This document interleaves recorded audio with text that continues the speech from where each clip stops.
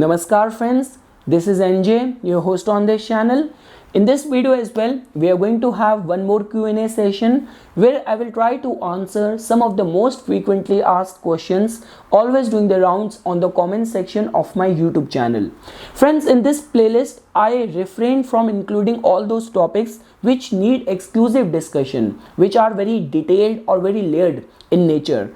In this playlist, we only try to have our discussion on those topics which could be understood in a very brief, concise way, where just by having a cursory look at someone's chart, whether it's your chart or someone else's chart, it might be able to give you good insights and good guidelines. So okay friends, starting with our discussion. Now just because lately I have been making a lot of videos on the spiritual topics, so someone asked me this question, that what is the role of the 12th house specifically in the path of spirituality? So friends, that is very simple. Definitely 12th house is the house of ultimate liberation, moksha. 12th house gives you this access to be attuned to higher dimensions, higher celestial beings, and along with that 12th house also tells about donations. So friends, that's very simple. No matter in which sect of the society, in which section of the society you belong to. So let's say for example you are a very wealthy and a very materially accomplished person, and out of all the earnings you have, you actually want to donate some section of your earnings for some noble and some just causes. So definitely only if you're going to have an empowered 12th house, you will have those intention and capabilities of losing out your money for charitable causes. Now let's shift to another section. So you are a kind of person who has completely abandoned all the worldly ties. All what matters for you is the path of renunciation, path of attaining and embracing the God and the divinity. So even in order to progress on that path, you need to have strong 12th house in order to survive on all the charities. Because friends, no matter how much love you have for the gods, even for performing all the religious rituals, even let's say for example, God forbid, if someone has fallen sick, in order to pay for your hospital bills, to be taken care of, to get the food, you will need to have good sort of 12th house in order to be lucky enough to getting all sort of charities and all sort of donation as well. Like when we talk about all those people, like even in India or any part of the world, like all the missionary people, all the saints, like for example you take up the case of Osho, you take up the case of Mahesh Yogi. So definitely in their aura, in their personality, they had that power of the 12th house, which urged and which actually convinced people to do and give lot of charities on their name. Trust me friends, if you are an entrepreneur, if you are a business person, you must be knowing about this fact, that no matter how good your product is, sometimes it becomes very difficult to sell that product in the market. And trust me, when all what you are selling is the truth and the name of the God, so you need to have strong 12th house, whether in the form of progressing in the path of spirituality, but along with that remaining lucky in flourishing on charities, on donation. Moving ahead friends, now someone was asking me this question about how to find out that whether a person is kind-hearted or not. So that's very simple friends. For all of those nature of concerns, you have to give attention to the 5th house. 5th house, which tells about your capacity to be devoted in the life, whether it's the devotion for the gods, whether it's the devotion for a specific cause. And 5th house also tells about the way your mind function. What is the kind of mind which drives the personality of this person, life of this person. And friends, like even in the original Kalpurush Kundli, from the medical astrology perspective, so 4th house and 5th house only represents your heart.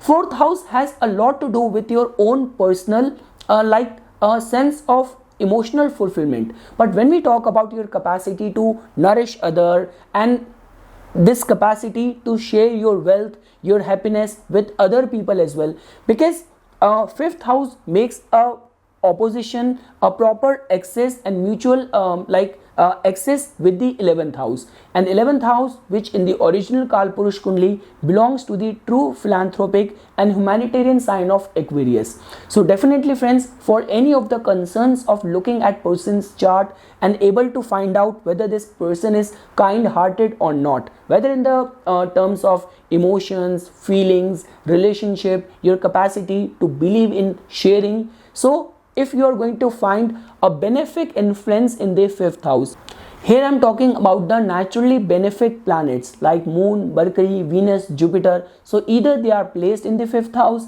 or they are even placed in the 11th house and aspecting the 5th house. So that is going to give you this idea that this person is bit kind-hearted in nature. Moving ahead friends, now someone asked me this question about how to find out the area of focus in someone's life. So friends, definitely just by looking at the placement of the ascendant lord, that is going to give you this idea that where exactly the whole running around and the focus of native's life is going to be. But along with that, like if in specific charts you are able to find out the concentration of the planets in one specific quarter of the chart. So for example, if you will find, see, Rahu and Ketu are obviously they are 180 degrees apart from each other, but let's say for example, if you will find all the planets are concentrated in the 12th house, 1st house and the 12th house, that is going to give you this idea that the degree and the notion of self-importance, individuality and little bit of the concerns of ego might be very strong in native's life. If you're going to find the concentration of the planets in the 6th house, 7th house, 8th house, native might be very much devoted to the outside world, towards his public life, might be very much devoted to his partner. If you're going to find the concentration of the planets in the 3rd house, 4th house, 5th house, concerns and priority might take towards your domestic life, towards your emotions. And if you're going to find the concentration of the planets in the 9th, in the 10th or the 11th house, that is going to give you this idea that native is definitely going to be very workaholic or very much devoted to his public life. Moving ahead friends, now someone was asking me this question about how to get this answer that in any sort of difficulties or difficult times of the life, I'm going to have the right set of support or where my friends or people are going to help me. So friends, that's very simple. All what you have to do is that you have to open up the Ashtavarga chart and you have to see how much points the 7th house has gained in your Ashtavarga chart and how much points 11th house has. Definitely if the 11th house is going to have more points compared to your 7th house, that is going to give you this idea that your support and supporting people will be more in any sort of difficult situation. But let's say for example, if you are going to find that 11th house has got less points and 7th house has got more points, then in those kind of circumstances try to become self-reliant, because otherwise enemies might overwhelm you in any sort of difficult situation. So these are the basic principles of looking at a chart and trying to find the answers. Moving ahead friends, now someone was asking me about the attached karma basis the nature of the planets. So friends, that's very simple.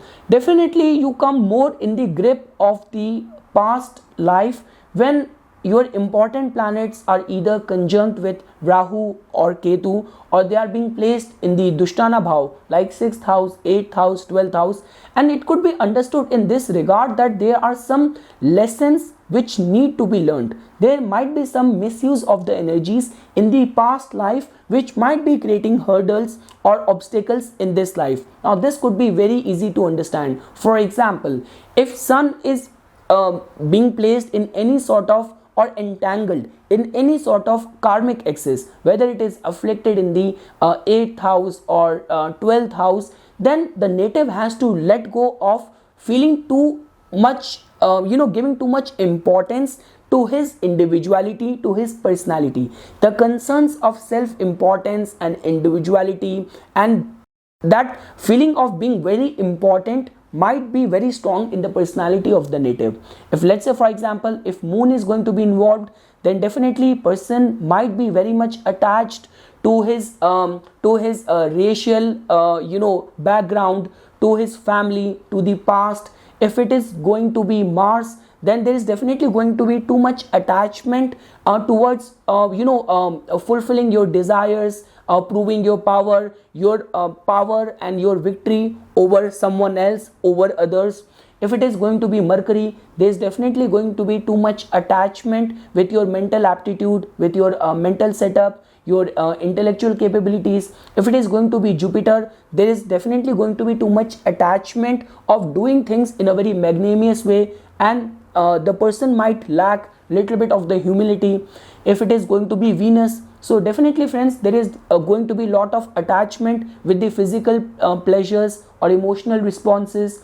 If it is going to be Saturn, then there is going to be lot of attachment with your concerns of your reputation, with the concerns of power. So this is how you can see that which planet is actually getting in the axis of these karmic alignment or axis. Moving ahead friends, now someone was asking me about the role of the outer planets. So friends, I have already uploaded a video on the importance of the outer planets. You can search it on my channel, you can watch it.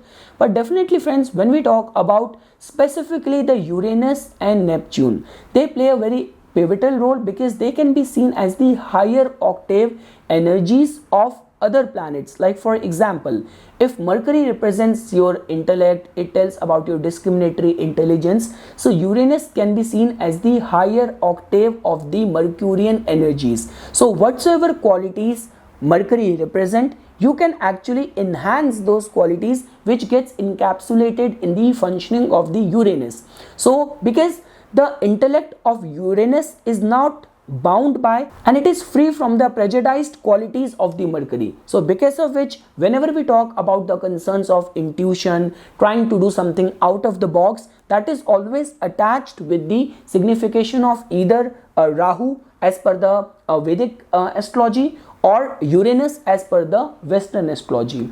The second is friends, like the way I was talking to you about, that Neptune also play a very pivotal role because Neptune can be seen as the higher octave of the Venusian energy. So for example, when we talk about Venus, so Venus is all about, and the love gets objectified to all of your worldly ties. But when we talk about all those saints and all those holy people who see this whole world as their big and extended large family, so that kind of love, that kind of your capacity to shower love to the world, so for that you have to give attention to the Neptune. So Neptune can be seen as the higher octave and domain of the energies of the planet Venus, and that is the only reason they gain importance in astrology.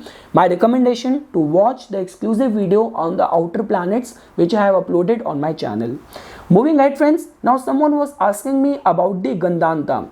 So definitely friends, like the Gandanta placements are like, for example, the end of the sign of the Pisces and the beginning of the Aries. So like the conjunction between the water and the fire sign, where the conjunction is taking place just 48 minutes of either side. So whether at the end of the Pisces, where you will find the nakshatra of Revati, the end of the Mercury nakshatra, and the beginning of the Ketu nakshatra, which is Ashwini, falling in the Aries, or this could be in the Cancer and the Leo in the form of the your Ashlesha, end of the Ashlesha portion and beginning of the Magha portion, or this could be in the Scorpio and the Sagittarius, where it is the end of the Jyeshtha, the Mercury nakshatra section, or this could be the beginning of the Mula, the Ketu nakshatra section. So definitely friends, more than the other planetary placement, if your moon is going to be placed in any of these Gandanta position,